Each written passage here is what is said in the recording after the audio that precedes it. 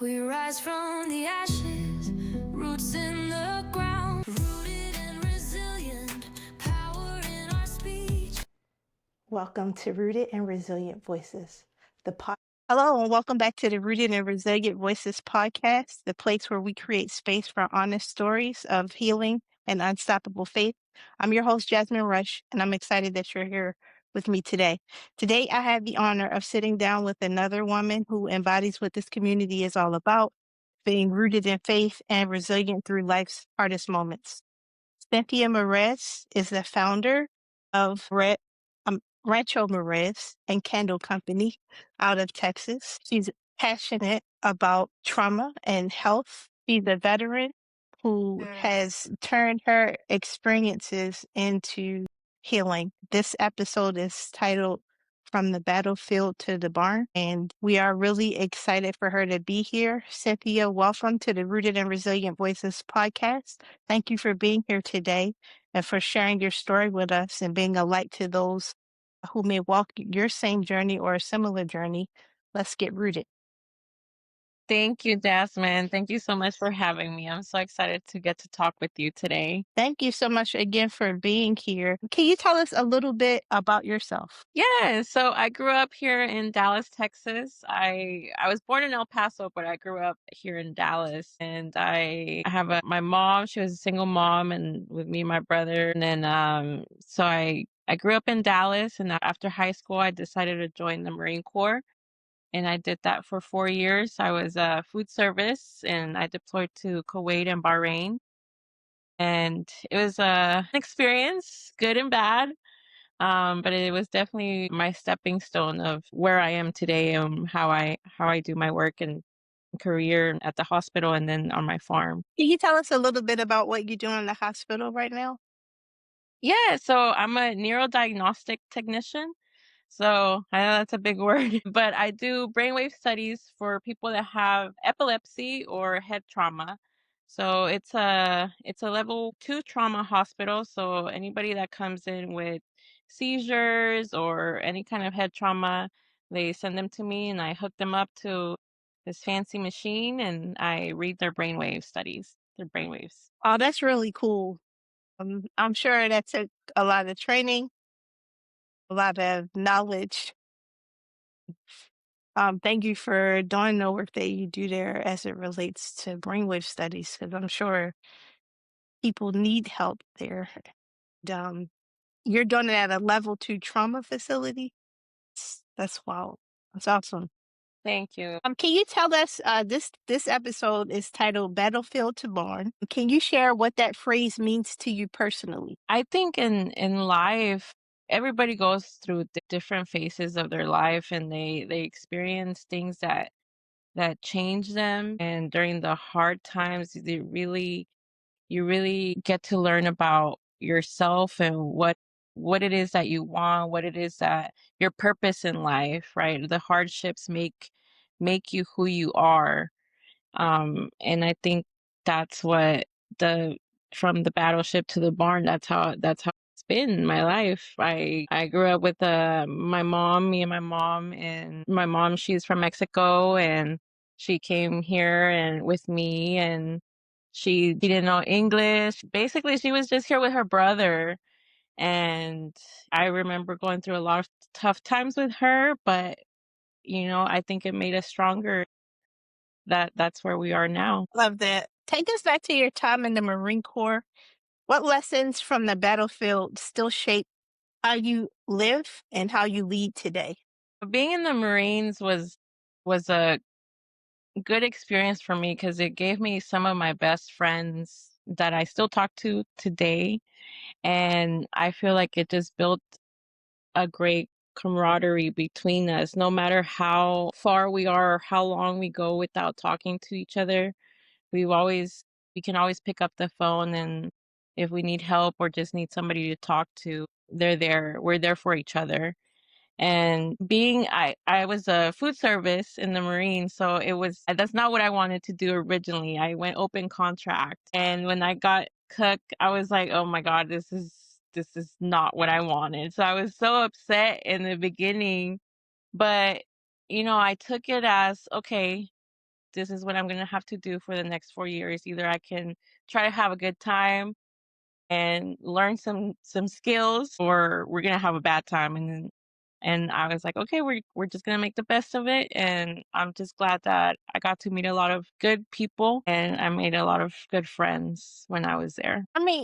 So kind of transitioning into what you do with Rancho Mares and Candle Company. Farming and running your ranch are such unique paths after the military, as well as the neuroscience work, because you went from like a cook to neuroscience, which is like very much two ends of the spectrum. How did working with the soil and land become a part of your healing journey and reclaiming your voice? It's really funny that you mentioned that today because was at work and I had breakfast. I went to go order an omelet and I was talking to them and I was telling them that I used to be a cook in the Marines. And they're like, well, what are you doing now? And I was explaining to them, oh, I do brainwave studies. And they're like, what? How did you go from being a cook to, brains? I was like, I honestly don't know how I got there. I've just always been really interested in like psychology and brain and it just worked out. I got my bachelor's in psychology from Hawaii Pacific University, and then when I moved back to Texas, I got my master's in neuroscience. So completely different from food service, but I think food service was a really good foundation for me, right? Because it's food. Everybody needs food. Everybody you have like this connection with people, and that's what really I attribute it to all of my careers that I've had. It's always been that connection with people. Like how can I connect with somebody that's having a hard time, that they're coming into the hospital and it's like their worst day of their life or the family member's worst day of their life, and you find that connection to where you can talk to them, you can make them feel better, and hopefully get a good plan for them, good care for them, and just be good people to each other, right? And I think that how that translated into the farm, I've only been here for two years. So I had to do a lot of learning really quickly. I am a city girl. So I had these goats and I was like, I've never owned a goat. I don't know what having a goat entails. But now they're like my best buds, and I always make fun of them because I love dogs too. And I've always had dogs. So now my goats are like my other dogs with little horns. But it's that connection, right? You have with people, you can have it with animals. And I think that that's really something that I liked throughout my life. When I grew up in Dallas, but every summer when I was little, my uncle would take me to Mexico. And I just remember spending time with my grandparents, just being out in the farm, seeing the animals and being out in nature and, just taking it easy and taking in the fresh air, taking in the sunsets. And I think that I've always wanted that for myself. I wanted a peaceful place for myself that I can call home and that I could bring other people in and have them have the same experience. Thank you so much for that. I think it's really important. Now, I'm not a big farmer or anything, but I love the soil. I love gardening and planting things. And where I live, there are a lot of deer here in Virginia and rabbits. So when I plant things, because I don't have a fence, they eat up my food. And then I'd be sad because All that here hard I work am you out put there. in. Yeah, and then I don't have no return on my investment.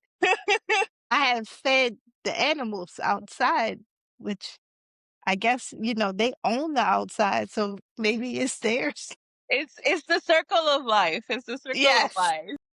Yes, but it'd be hurting so hard when I go out there looking for that lettuce or maybe that jalapeno pepper Oh or no. just, a tomato, just little tomato just for me. I just want it. But no, no, they eat it all from me. They just come and then That's there's good nothing. though. That means that you're growing good food. That's important. That's awesome. All right, great perspective shift. I like that. I like that. Yeah, yeah, I like that. What parallels do you see between nurturing the soil and nurturing your own resilience? Oh, that's a good one. That I feel like I have I'm gonna be vulnerable and I'm gonna say that I struggle a lot with that because I'm a if you ask anybody, right, even my mom, she's like, "Oh, I don't Cindy, I don't have to worry about her. She has it." But I really have to step back and first have self-talk, right? Self-talk is important. Even like with the plants, how you talk to well, I don't know if you talk to them, but it's I do. I've I heard do. that it's good to talk to your plants, right? And you talk nice things to them, they grow better, they grow big and tall or um very flowery. And I think that has something to do with how we talk to yourself too, right? Because you're never going to talk to another person as much as you talk to yourself. And what you say to yourself is important and it matters and it has weight. So it's been really important for me to for help when I need it because I try to do a lot of things by myself and sometimes you can't do it all by yourself. You need help. And I've had to learn how to ask for help when I need it and at the same time like go back and if I can help somebody else if they're needing my assistance, if there's something I can do for them to make their life easier or whatever they need, then you do it too. And I think it just comes back around. What you put into yourself is gonna show with other people that you help too. I agree with that a lot. One of the things that I've noticed just in the different things that I do in life is that when people really see that you take care of yourself and you talk to yourself, like for instance, when I have a tough day because I feel heavy or something, and then I'm like, oh, I'm just so fat. And then I watch them say things like, don't talk about my friend like that. And I'm like, you're right. Should talk about your friend like that. Mhm. But the friend is myself, right? Or when I'm like really proud of myself of something I'm doing or I'm helping others, and you are your best and worst critic at the Mhm. same time. And Yes. how we talk to ourselves definitely matters, especially as people of faith, because we have to see ourselves not just as a person living a human experience. You have to see yourself as person of faith who God is leading and guiding in your journey. And you have to be careful with the words you speak over yourself because it's already extremely hard. So then if you go and speak negative words over yourself, then you gotta dig yourself out of that hole.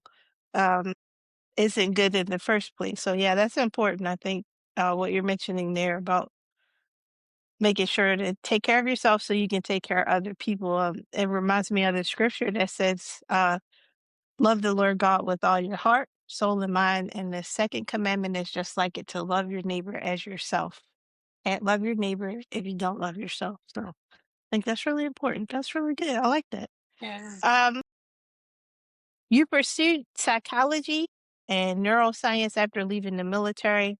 How has studying the brain and the mind deepened your understanding of survival and healing? Um, so I went to school for a really long time and I was really interested in psychology after I got out of the military because I felt different. I knew that I obviously I was still Cynthia, but something was different and I didn't understand why I was being that way because I'm usually like I've always been like a really outspoken person, really I like I'm a people person and when I got out I felt like I didn't feel like myself anymore. I was very lost and uh, I just I wanted to have a better understanding of like, okay, well, what's going on with me? And I knew it was something to do with mental health, right? And that's how I got into psychology. And the way that it's helped me kind of working in the hospital is it's not easy. And I always tell the nurses or, the doctors that I'm with, like, they're doing hard work. And a lot of times people don't realize like how much it can affect you. And I think having that background helps me understand like the process of like grieving or, like somebody that's not sure what's going on or what's going to happen next, and just kind of like explaining better to where they can understand it and make them feel at peace, like, okay, it's going to be okay. And I think that has helped me a lot to keep working in the field that I work, because it's not easy. And, some of them are having the worst days of their lives. And to me, it's just, it's another day at work. But I love the work that I do because it's purposeful to me. And I drive really far to go to the hospital where I work at. Like, I would drive like an hour, 20 minutes maybe. And I'm 100% sure if I didn't enjoy the work that I do, that I wouldn't do that. And it's so important to take care of ourselves and take care of each other and our brains. That's a long commute, an hour and 20 minutes. Here in the DC area, depending on where you live, right? Like I have an old boss or I have a coworker who lives in Fredericksburg, and his commute in the morning is an hour and 45 minutes. And for him, he has to catch a train Uh-huh. to then the metro, then walk, right? My goodness. And so I can't. Do you have to sit in traffic? I sit in traffic when I get into town. When I get into town, like where Okay. the hospital is. So maybe like Okay. those 20 minutes, those last 20 minutes is the traffic. Yeah. It's the traffic. Okay. Man, because yeah, here my commute is less than your commute. My commute into the city is like 45 minutes, Wow. hour max. Uh-huh. Yeah. You have to take the train? Actually catch a commuter bus. Okay, okay, Yeah, okay. we have a bus here, then I just walk. But yeah, that's that's a long commute. I Yeah. remember those days when I first started working in the DC area. Uh-huh. I used to live in Hampton Roads, Virginia, Mhm. at near um the Air Force Base. Okay. I can't think of the name of the Air Force Base in Hampton. Uh, Langley Air Force Base. Oh, Um, I would drive 1 hour to Richmond, get on a van pool, and then ride the van pool all the way up to DC. That was like 4 hours every morning. I would leave my house at 3 a.m. It was horrible. I did yeah. it for like a month. Then I couldn't take it no more. She said, this is not for me. Not for me. No. In your current work at the trauma hospital, how do you balance science and faith and resilience that you carry? So the hospital that I work at, it's a faith-based hospital. And so they do prayer every morning, which is something different than the other hospitals that I've worked at, which I really appreciate. I'm Catholic. I grew up Catholic. I'm a good bad Catholic because I don't go to church every Sunday, but I do believe in God, and I talk to him and I have conversation with him. And I during the toughest times of my life, it's when I've grown closer to him. And it's shown me that I don't have to have tough times to be able to talk to him, right? I can just talk to him because he's there. And I think being in the hospital that I'm at now, it's a really it's a really good reminder for me that it's a routine now. Like it comes more natural to me than being in a space where it's not celebrated, I guess. When I have hard days, I know I can, you know, separate myself from the noise, and I can just talk to him and ask him to guide me, to help me ground myself, to help me feel better about myself and the work that I'm doing so that I can do good work for him. That was beautiful. I think you mentioned two things that I want to just pull the string on a little bit, which is you can talk to him anytime, and he is our friend. So that means anytime. It doesn't mean has to be a specific time, a dedicated time. It could be anytime. And then the other thing you mentioned is that he was there in the hard times. Um, and I think because he's a good father and he cares for us, um, that he'll always be there. I read the scripture. But, I read the Bible often. Mhm. Try to read it every day if I can. Mm, Sometimes I don't do well, but most days I do. I get it in every day. And one of the things that came up for me as you were speaking is this notion on um, Psalms 23, Mhm. where it says, "He leads me in the path of righteousness for His name's sake." And in order for Him to lead you, He has to be walking with you. And Mhm. so I think that's so important that no matter where you are in your walk with Him, that you'll give Him this space to walk with you. Mhm.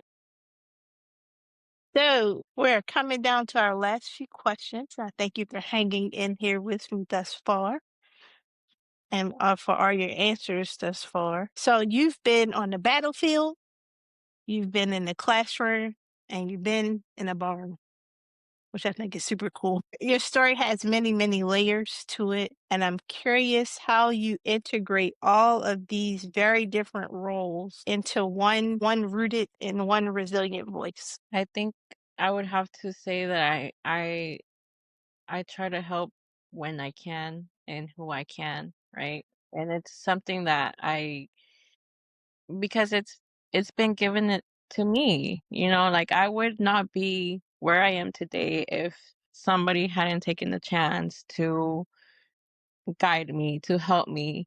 And even now, like I said, the ranch, I grew up in Dallas. I didn't grow up on a ranch. I was not informed in I was not around agriculture like some people that grew up all their life, right? But Right. whenever I needed help or I was trying to figure something out, I could always people always wanted to help. And I think when you surround yourself by good people that want to see you do well and they're not looking for anything in return, they're just there to help you, like, you feel awesome, right? And you wanna be at least in my experience, I wanna do that with other people because I know it's important, and not everybody has the same resources, the same access. So if you can be of help to anybody, you should do it. Maybe it sounds selfishly, but it helps you, right? You feel good about yourself. It feels good to help other people when you know that how it feels to be helped. So I think that that's always something that I try to do when people come to the classes on the ranch and they're learning about candles, how to make a candle. Yeah, they're learning like the process of it, but they're also learning about the other people that come to the classes, like, oh, where are you from, or what brings you here, or and they might leave with their next best friend, or oh, I'm from Ohio, and next time they go to Ohio, they reach out to that person, and that person welcomes them to their home or shows them around town. And I think it's a good experience to be able to connect again with people and help each other out when we can. That's really important to help others. Mhm. Like so important because we don't shouldn't be doing this thing called life alone. I think what I'm hearing you say is about community, and so it's important to have a good, healthy community. Especially as believers, you're not supposed to be doing this thing by yourself. What would you say to other women veterans or professionals who feel lost in transition and feel like they're searching for their next chapter. To keep going, to not give up. And, God is going to put you where you need to be. And even if you want sometimes you want something really bad and you keep not getting it, you keep failing. It's for a reason. And it's because that's not where you're meant to be. And I think I had to learn that too in my process. Like I wanted something so bad and I just kept getting denied. I kept getting, oh, maybe next year, and it's just like, okay, now that I am where I am, I can see why that door was closed. And you have to be open to experience things that might not be things that you're used to or comfortable in. But I think like once you're at the end of it or on the other side of it, you like learn, okay, that this is what I was supposed to be doing. And maybe I should have listened before. Stop being so stubborn. We're so stubborn sometimes, and because we want it our way, and it needs to be right now. Sometimes it's not that way. You have to have patience. You have to go through some things to get to where you need to be. Before I ask you this last question and leave you with the final words, what are ways people can connect to you? How do they get down to the ranch? Talk to us about how do we connect with you? Yeah, so we're really active on our Facebook page, our Rancho Meraz and Candle Company um, Facebook page, and then we also have an Instagram. And we have a website as well. You can put in orders for candles. We're just started our fall season candle making, so we have a lot of good fall scents, and of course our signature scent candle is all the sales from that candle goes to directly to our goats and our farm care and equipment and healthcare that we need for our animals. But our Facebook is the one that's the most active, I would say, because I'm a old school. I do Facebook, but our Facebook is Rancho Meraz and Candle Company. Okay. Awesome. So I want to thank you for your time today. I'm going to leave you with the last words. What does it mean to you to be rooted and resilient in this season of your life? For me, it's meant to be able to take care of myself so that I can help others. And I just thank God that He's given me the opportunity to grow as a person and to be selfish, right? And to by selfish I mean it feels sometimes it feels selfish, like helping other people because it makes me feel good, like in that sense. But I'm just so glad that He given me opportunity to be able to do what I do in all aspects, in my career and my farm and with my family. Well, thank you so much, Cynthia, for your time today. Thank you for being on Rooted and Resilient Voices. And hope you have a good rest of your day. Thank you, Jasmine. I appreciate you. Thank you for listening to Rooted and Resilient Voices. If this podcast episode blessed you, like, share, and leave a review. Until next time, stay rooted in faith and resilient in purpose. Unbreakable.